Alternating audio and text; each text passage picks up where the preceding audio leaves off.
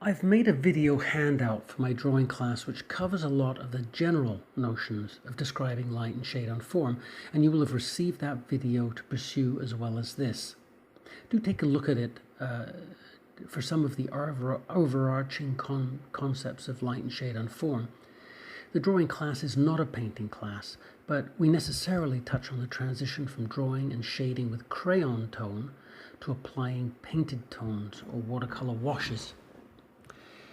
This is a painting class, so we are cutting to the chase and immediately describing form with washes of tone and modeling, and straight away dealing with the discrete domains of local color and light and shade on form. I hope to illustrate the effects of light and shade on form, discrete from local color, with the following series of photos, and then with a series of photos of paintings that also show the separation as clearly as possible. There is also a videotaped series of demonstrations, painting demonstrations sent to you of me painting that show how the various processes and inputs might come together. First, these photos. You can see some pieces of fruit in full color representation here, as we might see them with our eyes or as they might appear in a color photograph. If you are discriminating and look closely, you can see the effects of light and shade as well as the effects of local color on the individual fruits. You might even notice light bouncing off the ground plane to re-illuminate shadowed surfaces on the front apple and the banana. But you really have to look for it. Can you see the lighting and the bounce secondary lighting? Also, look closely and you can see that some of the red of the apple has bounced back into the shade from the apple. Can you see that? Very faint, but there is a faint tinge of red tinge in there. Turning the color photo into black and white is instructive, but it's not overly helpful in separating light and shade from local color. The color of the fruit, the local color, has now been turned into local value, which is coupled with the value of the effects of light and shade in much the same way as the local color was coupled with the effects of light and shade. Not so with this photo, in which all local color has been removed. It is as though the fruit are made of plaster. This photo is very much like a grisaille painting, a monochrome painting with no color. This is really interesting. This is in fact what we need to imagine that we are seeing if we want to consider the effects of light and shade on form. Here is the fruit now lit as though the light is coming from all directions. There is no light or shade. Everywhere is illuminated evenly, so we only see the local colors. There is nothing to distinguish one fruit from another, or one part of a fruit from another, except differences or fluctuations in local color. This is also very interesting. If we desaturate the local colors we were looking at, and we are looking at local value rather than local color. The fruit colors have all been translated into their value between black and white. And this is interesting to see as well. I struggled to understand how to paint as a student alongside my colleagues, and I have most of them anyway, and I have no recollection of anyone making the following approach to painting clear to me. In my last year of school, spent in Florence, Italy, I discovered that the Renaissance artists I was admiring in galleries and palaces began their paintings with a grisaille underpainting in tempera paint, as though their subjects were made of plaster. They would sort out all the lighting on objects within their picture plane and would then proceed to glaze thin transparent washes of color, local color, on top of the underpainting, and the light and shade on form would merge with the applied local color to create a convincing illusion of colored form. I discovered I could mimic the process using watercolor, which can also be glazed in a transparent fashion. Later, when I worked in animation as a background painter, I reapplied this method to take a drawing and render it into a convincing space with light and shade and then with color for characters to interact in. I could work out all the lighting in advance with this method in a monochrome underpainting, then glaze thin washes of transparent gouache watercolor on top to provide local color with the lighting and shading showing through. Then I could adjust my painting by applying local colors on top to further fortify the appearance, matching color and value with the merged underpainting and glazed local color. In my own work and in animation, I essentially did what I've done here with the photographs and what Renaissance artists did working with tempera and oil. Let's go through this exercise, the exercise we did with the photos again, but in paint. This is what we will do in our first class, painting the photo of the fruit, as we're going to do it now. You can also view the filmed demos I made actually making the paintings that I'm about to show you. First up, we will paint the photo of the fruit that shows it as though it is made of plaster. There's no local color. I have described the process of building up value from light to dark in my drawing videos on light and shade, on form, and I urge you to watch them as well in advance of the class in order to get the perspective of what we are about to do from the point of in painting from the point of view of drawing. Nevertheless, I'm going to go through the process of building up monochrome washes from lighter to dark again in this video. Here we go.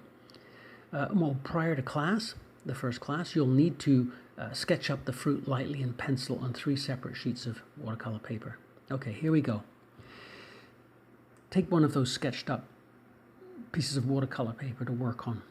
To start with, you need to look at the monochrome photo of the fruit as plaster, as if it's plaster, and discern what is in light and what is in any degree of shade. Reduce what you are seeing to 2 elements, that which is lit and that which is not.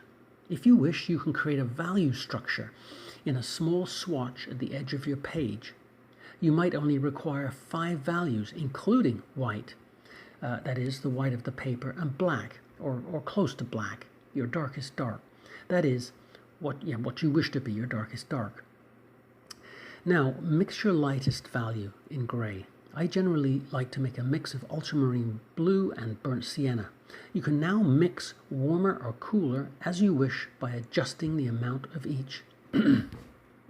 Spread a wash over everything that you perceive to be in shade. In other words, don't put the wash on anything that you wish to be in light. This is one of the many challenges of watercolor, to preserve the white of the paper, because once you cover it with color or tone, you can never fully get it back to white. This is why I like watercolor. It requires a careful analysis from the very beginning of your painting process. I always work with 2 brushes. See the demonstrations. One is loaded with my mixed paint and the other is loaded with clean water. By having a brush with water in it, I can put down a lick of tone with the pigment-loaded brush and then soften the edge with the water-loaded brush. This might be thought of as stylistic. This is not a rule. You can, if you want, not do this, but I like it because it creates more nuance and subtlety of values or tones in the monochrome painting than just working with the 5 limited values on your swatch. The graduating with the wet brush provides nuanced in-between values, between the values on your swatch. I'm softening these edges and creating these gradations even in the first wash that I'm doing here. Now, something to note here is that this first wash might be sufficient for establishing what is in light and what is in shade, and you could leave your monochrome painting at this point and proceed the next step, glazing local color on top. But you'll have to darken. Your darks won't be fully resolved, so you'd have to include shadow in as you put the colors down. This might be what, as an artist, you will decide to do later on. If you keep painting in future, you will almost certainly deviate from this exercise to make your own approach more unique. What is good about the wash sketch so far is that it's not overworked. It's light and fresh and won't appear heavy-handed under the glazes. But I want to push the modeling further, and I want us, for the sake of this exercise, to go to full Monty. Later, in your own painting, in your own experiments at home and in your own painting work, you can try this approach with a less heavy hand than I'm doing here. So pushing on. Once the first wash is dry, I now scrutinize my subject again to see what parts of it are in a slightly darker value of shade. I mix that value and paint it on, again softening edges. The forms of the fruit become more resolved as a result. Finally, I put down my darkest dark in just a few areas. Again, it may be overdoing it to apply this extra level of paint, but later on you can try this approach again, leaving off at either of the previous iterations and be the judge of when to stop yourself. And there you have it, a monochrome painting or a watercolor sketch, a grisaille, if you will, of fruit painted and devoid of local color, affected only by directional lighting with light and shade describing the forms of the fruit. Now, let's do another, quicker sketch. Let's imagine the fruit is lit from all directions. Every aspect is flooded with fill lighting, as we saw previously in the photo. There is no perceived light or shadow to describe form. The only thing that discriminates one fruit from another, or one part of a fruit from another, is a different local color or fluctuations in the local color itself. I'm estimating the color of the fruit itself, its local color. I can't explain how to go about this, as it is intuitive and comes from practice. You'll need to practice. You see areas where the pigment is darker and has more value, or lighter and less value. The local colors themselves fluctuate in their intensity. They become warmer and cooler. Reds can have green in them, making the color grayer. Greens can have reds or orange in them, also making them grayer.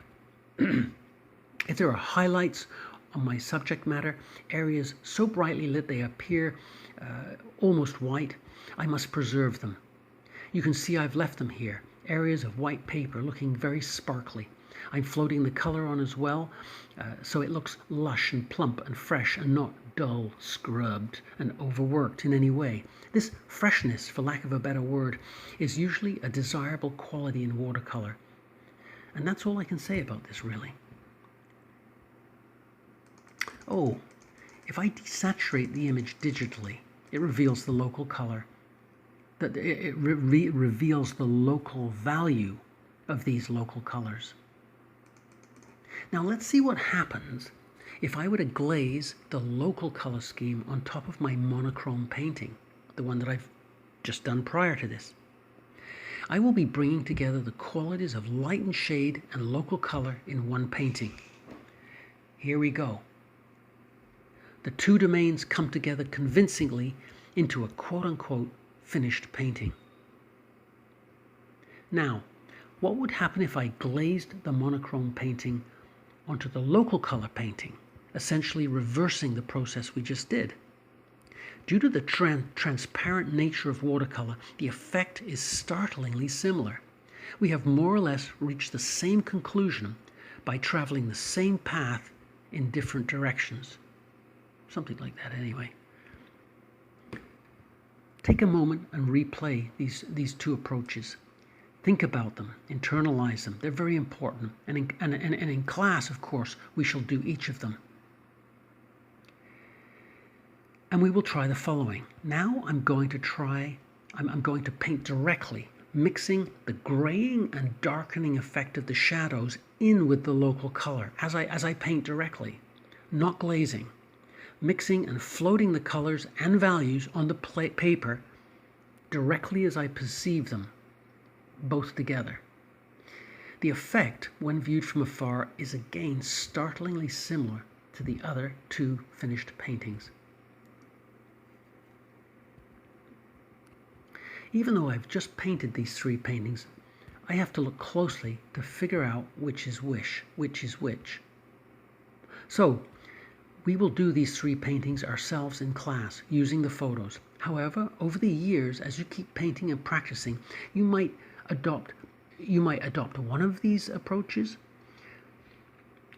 You might adopt just one of these approaches.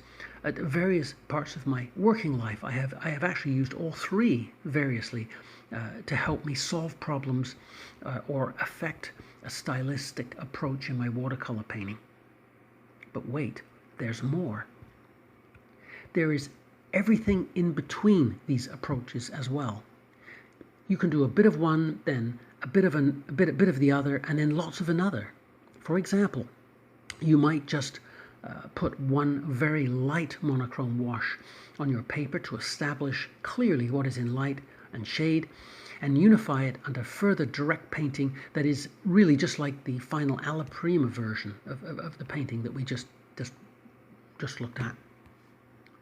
Do watch the demos if you have time and if you feel the need. Each video documents how each of these little paintings unfolded.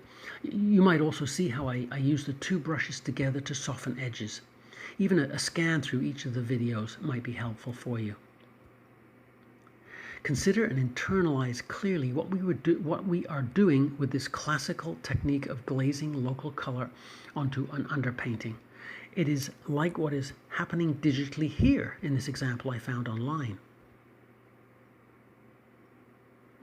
And it's like what is happening here in this digital painting demonstration I made. It's like what is happening in this watercolor painting demonstration I made here. And this watercolor demonstration that I made here. If you find the use of color challenging, don't worry, it is. Nothing is easy in the skills surrounding art. It is a delusion to think otherwise. Learning how to draw is extremely hard work. Learning how to paint is just as hard. Learning how to describe form and delineate is a rare skill, these days especially. How long does it take to learn to play a musical instrument well? 10,000 hours? Just a guess.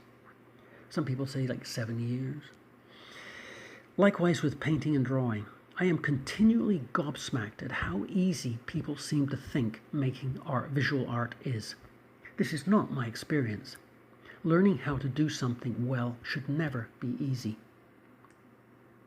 Try working with color, but if need be, retreat back to working in monochrome.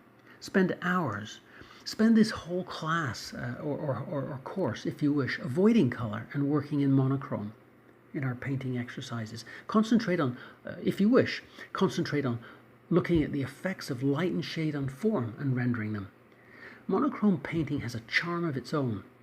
Look at these lovely works of art by Wendy Artin, an American watercolorist working in Italy last time I checked. She works with color too, but much of her work involves just describing form with light and shade. Always good to look at a master of the medium and see how they do things. Here's a few of my own things done as demos or done quickly in live drawing sessions. Working monochrome allows you to develop facility with using brushes to model form with and learn how watercolor paint lays on the paper.